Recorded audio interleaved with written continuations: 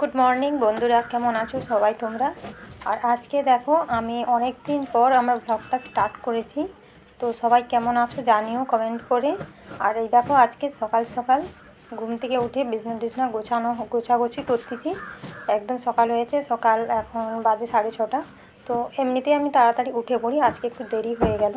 তো আমার সব কিছুটা ঘর ঝাঁট দিয়ে সব শেষ করে দিয়েছি কাজ, বিছনার কাজ দিয়ে। এবার দেখো দাঁত মেজে এই যে থালু পাতা, আর এখানে ছিল একটা কাঁচা হলুদের টুকরো, ওটা আমি আর আমার ছেলে বসে বসে খাচ্ছি। আর ওটাকে আমার ছেলে কাঁচা হলুদের পরিবর্তে আদা খাচ্ছে। ওটা জিজ্ঞেস করছে এর উপকার কী। কাঁচা হলুদ আর এই পাতা খাওয়ার পরে চাটা রেডি করে মা বেটা চা খেতে চলে এসেছি। গতকালে রাত্রিতে যখন আমাদের রুটি হয়েছিল, সেই রুটিটা একটু একটা রুটি থেকে গিয়েছিলো। তো তাই জন্য ভাবলাম যে বিস্কুটের পরিবর্তে দুধটা দিয়ে চাটা খাওয়া যায়। এই জন্য একটা রুটি মা বেটা হাফ করে নিয়েছি, এই জন্য দুজনে চা খেতে বসে গেছি। আর একটা ছিল, আমাদের ঘরে আরেকজন আছে আমার জায়ের মেয়ে, সে খাবে ভাবছিল, মানে খাবে বলে দিয়েছিলাম, কিন্তু সে বলে আমি খাবো তো চা খাইনি। সেই জন্য সকাল থেকে উঠে পড়ে দেখতেই পাচ্ছি কতগুলো কাজ করছি। এগুলো রেখে দিয়ে বাবার ঘর থেকে মাছ পাঠিয়েছে, পুঁটি মাছ, সেইগুলো কাটতে হবে বসে। তোমাদেরকে দেখাবো চলো কী কী আছে এর ভিতরে, এই মাছগুলোর ভিতরে। তো এই চিকচিকা আর মানে এটা পেপার আর বটি নিয়ে বসে গেছি। কী কী মাছ আছে বুঝতে পারছি, এটা চিংড়ি মাছটা, আর এতে আছে পুঁটি মাছ, আর দুটো তিনটে ভাগুন মাছ আছে। এগুলো কুটতে বসে গেছি। কাটা হয়ে গেলে তারপরে এবার রান্নার জন্য কিছু জল খাবারের রেডি করব, তারপরে গিয়ে স্নান করে পূজা সারবো, তারপরে রান্না চাপাবো। ততক্ষণ এই মাছগুলো কাটাকাটি করতেছি। তো সবগুলো কাটতে অনেক টাইম লাগবে, তো সেই জন্য বসে বসে ভাবলাম এগুলোকে এইখানটায় বসে বসে কাটি, কারণ সামনে ধারে কাটতেও ভালো লাগবে। আর আমার ছেলে পড়তে বসছে, ও কিছু কোশ্চেন করলে ওকে বলতে সুবিধা হয়, তাই জন্য সামনে বসে গেছি চা খেয়ে দিয়ে। ওকেও দাদু পড়াচ্ছে, সেই জন্য আমাকে আর কিছু জ্বালাতন করেনি, আর কিছু বলেও নি। নিচে বসে গেছে, আমার কাছে পড়তে এসেছিলো, তো ওর দাদু আসছিল, ওই জন্য বলছে আমি দাদু পড়াবে ওকে। ওই জন্য আমার ওই পড়া থেকে আমার ছুটি, এই জন্য আমার মাছটা কাটাও হয়ে গেছে। দাদু পড়াচ্ছিল বলে আমি তাড়াতাড়ি করে মাছ দুটো কেটে নিয়ে চলে এসেছি। এবার এই মাছটাকে লবণ আর হলুদ মাখিয়ে রাখবো, কারণ যত তাড়াতাড়ি লবণ আর হলুদ মাখিয়ে রাখবো মাছটা তত টাটকা হবে। সেই জন্য এইটা মাছে লবণ মাখিয়ে দিয়ে রেখে দেওয়ার পর আবার আমি দুটো আলু ভাজবো ভাবছি। সকালবেলা জল খাওয়ার জন্য মুড়ি খাওয়াই কিংবা যাই খাই, একটু আলু ভাজবো। এই জন্য আলুটা কেটে তারপরে আলু ভাজা করে রেখে দিয়ে আমার শ্বশুরকে খেতে দেবো। খেতে দিই, কারণ দেখো আমরা যখন যাই খাই না কেন, বয়স্করা আছে, তাকে তাড়াতাড়ি করে যখন একটু টাইম খেতে দিতে হবে, যাই খাই খেতে দিই না কেন। সেই জন্য আলুটা ভেজে রাখার পর খেতে দিয়ে স্নান করতে ঢুকবো। আলুটা কাটা শেষ হয়ে গেছে আমার অল্প, কারণ 3জন থাকে। আমার ছেলে আলু খেতে একদম ভালোবাসে না, 3টে আলু কাটছে। এই যে ভাজা হয়ে গেছে, খেতে দিচ্ছি। খাওয়া হয়ে গেছে, এই খেতে দিয়ে আমি স্নান করতে দেবো, স্নানে যাবো। তারপর সকাল থেকে এমনিতে আজকে একটু অনেকটা দেরি হয়ে গেছে, কারণ এটা আমি আগে থেকে আমি 6:30 থেকে 7টায় কমপ্লিট হয়েছে, কিন্তু আজকে একটু ঘুম থেকে দেরি হয়ে গেছে উঠতে, তাই জন্য মানে সব কাজটা সব লেটে চলছে। দাদু আর নাতি ঝগড়া করতেছে, বাবাকে আমার ছেলে বলছে যে আমি তাড়াতাড়ি উঠে বাবাকে আমি দেরি করে উঠে, এইটা দিয়ে ঝগড়া চলতেছে। এই জন্য আমার শ্বশুরকে এই যে খেতে দিয়ে দিলাম, বাবাকে খেতে দিয়ে আমি এবার স্নানে এলাম। স্নান করতে ঢুকবো, তারপরে ওই স্নান করা শেষ হয়ে গেলে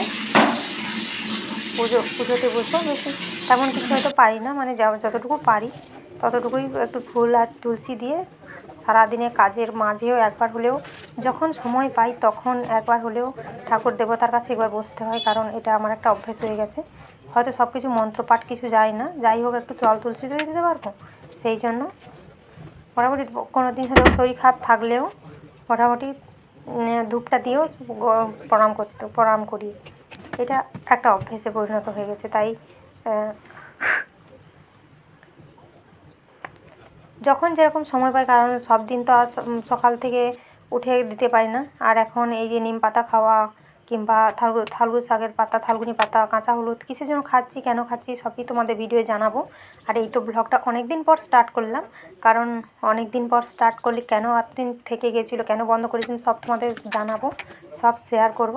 ততক্ষণ তোমরা আমার পাশে থাকো। আর ব্লগটা আমার জীবন হয়ে দাঁড়িয়েছে, কারণ এটা আমি মানে ব্লগটা না দিলে আমার মানে ভীষণ একটা সমস্যা অসুবিধা হয়ে যাবে। তাই জন্য তোমাদের ভীষণ পাশে দরকার। সকাল সকাল স্নান করলে তার একটা মজাই আলাদা, আর সেটা কারা মানে অনুভব করতে পারে আমি জানি না, কিন্তু আমার খুব ভালো লাগে। সকাল সকাল স্নান করে ঠাকুর সেবা করলে মনটাও ভালো থাকে, আর মানে কাজগুলো যেন সব কিছুই মানে সুন্দর মানে সুষ্ঠুভাবে এবং নিয়ম মতো হয়, টাইম মাফিক হয়। তাই জন্য এই দেখো সব কিছু রেডি করে দিয়েছি, এবার পুজোটা করব।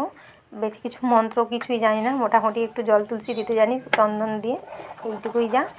আর আমার কাছে যেমন আছে তেমনই এইটুকু, এই একটা কাঠের টেবিলের উপরে রেখেছি, এই আর কি দিয়ে এই প্রদীপ জেলে খুব তাড়াতাড়ি হয়ে যাচ্ছে, কারণ একটু লং ভিডিও হয়ে যায়। তাই জন্য একটু মানে স্পিডি করে দিয়ে আমার ব্লগটা চালু করেছি।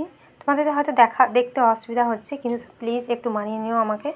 আর অনেক দিন পর ব্লগটা ছাড়ছি, তোমাদের কেমন লাগছে জানিও। পুজো করার শেষে এবার খেতে বসছি। আর কেন আমি পুজো করার আগে একবার চা খেয়েছিলাম সেটা তোমাদেরকে একটু পরে জানাবো, মানে আর একটা ভিডিওতে।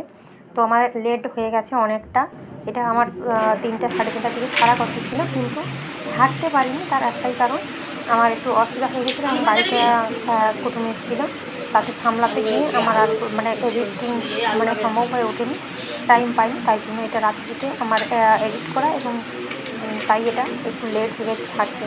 তোমরা সবাই প্লিজ একটু মানিয়ে নিও আমাকে, তোমাদের ছোটো বোন হিসেবে আমাকে একটু মানিয়ে নিও। আমার ছেলে আর আমার ছেলে সেখানে পড়ে, ভীষণ আমার সঙ্গে তর্ক করে এবং খুব ইয়েও করে। এই যে মুড়ি খেতে বসছি, খাওয়া প্রায় কমপ্লিট। এবার এই যে চলে এসেছি, একদম দুপুরবেলা রান্না সেরে খেতে বসে গেছি। তো আজকে ব্লগটা এই রান্না দিয়ে শেষ করব। তোমরা ততক্ষণ ছিলে তো আমার বাসে, কতজন ছিলে কমেন্ট করে জানিও।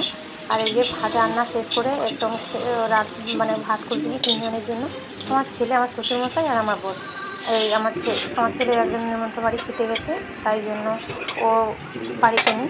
আমি, আমার বর, আমার শ্বশুরমশাই মানে আমার বাবা, 3 জন খাবো। এই যে কী রান্না করেছি দেখো দুপুরবেলা দেখতে পাবে। এই যে আলু ভাজা, মাছের টক, ঢেঁড়স তরকারি, পটল ভাজা। এই আলু ভাজাটা অ্যাকচুয়ালি ছিল দুপুরবেলা, মানে সেই সকালেরটা, আর এটা অনেকটা থেকে গেছিলো। আমি একটু খেয়েছি, আমার শ্বশুরমশাই এত খাইনি, সেই জন্য একটু অনেকটা থেকে গেছিলো, সেটা এমন সময় খেয়ে নিয়েছি, কারণ বাসি তরকারি কেউ কখনো পছন্দ করে না। তাই জন্য তোমরা আমার পাশে কতক্ষণ ছিলে, কে ছিলে কমেন্ট করে জানিও আমার ব্লগটা কেমন হয়েছে, প্লিজ তোমরা জানিও। আর খেতে বলছি, আমার থালায় ভাত দেখছি অল্পখানে, আমি একদম খেতেই পারি না। আর কিসের জন্য কেন হচ্ছে, কী কারণে কেন খেতে পারছেন সবই তোমাদের জানাবো। এই সাইডে আমার শ্বশুর আছে, আমার বর আছে। তো ভিডিওটা ভালো লাগলে প্লিজ সাবস্ক্রাইব করে দিও।